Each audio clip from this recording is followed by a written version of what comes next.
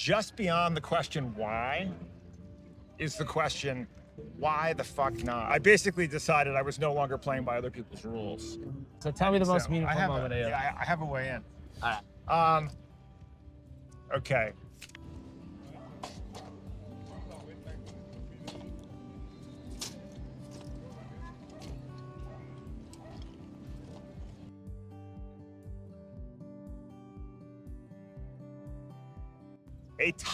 A leading contender for the most meaningful moment of my life was when I was 17 years old. I was a senior in high school, and I was on the varsity swimming team. I was a backstroker, and I was in the middle of a swim meet, and I was neck and neck with my competitor.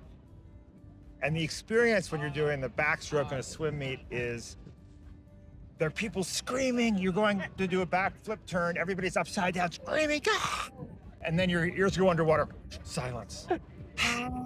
Silence. Silence. And I look over at my competitor, he's maybe this distance away, and his face is knotted up in pain, in excruciating pain. And my face, undoubtedly, is knotted up in excruciating pain because we are equally good backstrokers. And we're about 30 feet from the finish line. And I said, you know what? He believes this is a pain contest. And I have been led to believe that the pathway to success in life is through contests of pain. And the kind of success that interests me is not on this path. The contests of pain are not what interests me. And I slowed down and I lost the race. And I quit the swim team, the varsity swimming team. You're kidding me. The next day, which is, by the way, the opposite of everybody else's advice, right? It's like, that's not how these stories end. Right? The stories are about finding the inner resolve. No, I slowed down. I quit the varsity swimming team, much to my mother's chagrin. And it was maybe one of the very happiest days of my life. Wow. And ever since then, I have believed it to be true that that which is worth doing is the kind of success that is worth pursuing is about creating, which is non-zero sum, right? Contests of pain are zero-sum games. Who gets the highest grade? Who wins this contest? You're playing by the wrong rules. If you're playing by the right rules, you're inventing the rules, and it's not a pain contest. It's a joy contest. It's a creation contest. It's a collaboration contest, and that's what matters. Yeah, almost like you don't need to suffer to grow. You can grow through happiness and love and light. That's an exceptional story. What do you think that moment was telling you, or when you look back, how did quitting that swim team end up changing your life? I think I just decided that that I was interested in taking creative pathways. Now, I would say, by the way, that I do think that developing an appetite for difficulty, for challenge, is important. I do think that, like, we all need challenge, right? So it's not an aversion to challenge, but it's an aversion to zero-sum game contests of pain, which is a lot of how our world is set up, and a lot of how in our striver culture, people imagine the pathway to be. But I do think I basically decided I was no longer playing by other people's rules. So there's a statistic from a Harvard study that 58% of young adults ages 18 to 25 say they have little to no meaning or purpose in their lives. Oh, yes. What would you say to 58% of people, or 58% of young adults, about maybe how to live more meaningfully? Yeah, it's so funny. I was actually just speaking with Arthur C. Brooks, a Harvard professor, about this very topic, because he wrote a book called The Meaning of Your Life on exactly this topic. Because I host a podcast as it happens on this. Wow, cool. But the, what I would say to all those folks who don't see any meaning in their lives is that just beyond the question why is the question, why the fuck not? We are here. Like, why are we here? Can't say for sure, right? I would come up with a scientific explanation for that. But even then, even the scientists can't agree on what preceded the Big Bang, et cetera. No one can answer the question why we're here.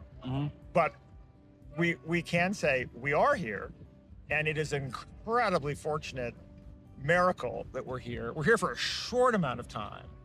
And if you relish and appreciate and run towards joy. Where is the joy? The joy is in talking with other people. The joy is in connection. The joy is in building things, often improbable things with other people.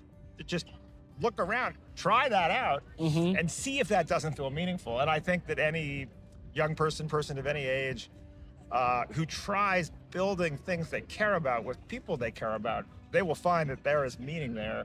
And again, I would repeat, just beyond the question why, is the question, why the fuck not? We are here, let's do something with it. I love that. You know, that's really, really special. And that's what I found. I've sit here and interviewed hundreds of people now, and Yeah. you know, a lot of young people have come up to me and said, you know, I just don't know the most meaningful moment in my life. And I go, not only is that common, it's not your fault. No one's ever asked you the question. You know, we all want to live meaningfully, but this question is never asked, what's the most meaningful moment in your life? And it's crazy to me. And so hundreds of people have sat down with me. I've started to analyze their stories, and it's funny, there were 26 common themes that came up. One of them was creativity or creation. Another one was, you know, accomplishment, but then, and like resilience. But it's interesting that you say to create and to connect, because those are some of the most common ones. I'd say around 30% of stories had something to do with connection. Interesting.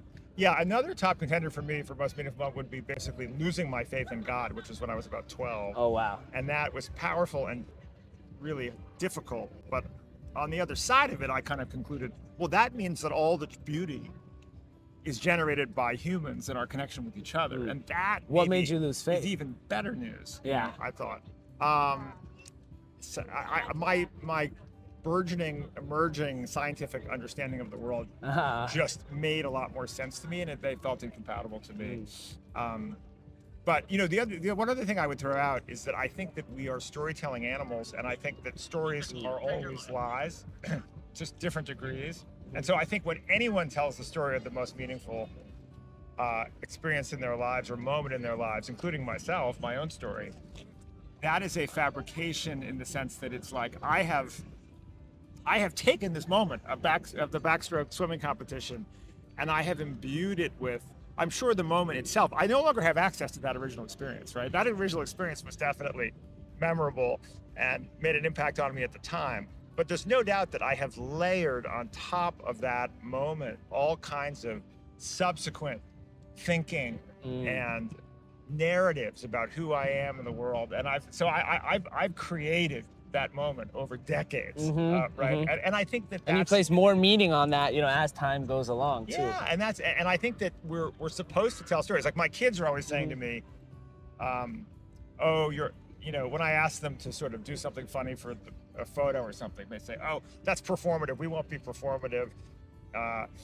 I said, well, that was not performative, it's storytelling. Yeah. And they say, well, but that's lovely. Right, and I'll say, well, and they'll say, well, it's fraudulent storytelling. You're asking me to smile or do this or do that when I'm not smiling. I say, well, all storytelling is fraudulent.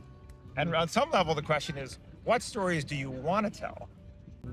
You know, what stories do you want to tell yourself? And it doesn't mean there's not a core reality, right? I mean, like, I didn't want to lose my faith in God when I was 12. I was not hoping to lose my faith in God. But then, you know, in response to that kind of revised view of what's true about the world, I mean, not everything that's true is useful, but a subset of things that are true are useful. And my view is the things that are both true and useful, lean into those. That's good advice. I'm Bennett. Bennett Rufus. Rufus? That's a great name. Nice to meet you. Nice to meet you.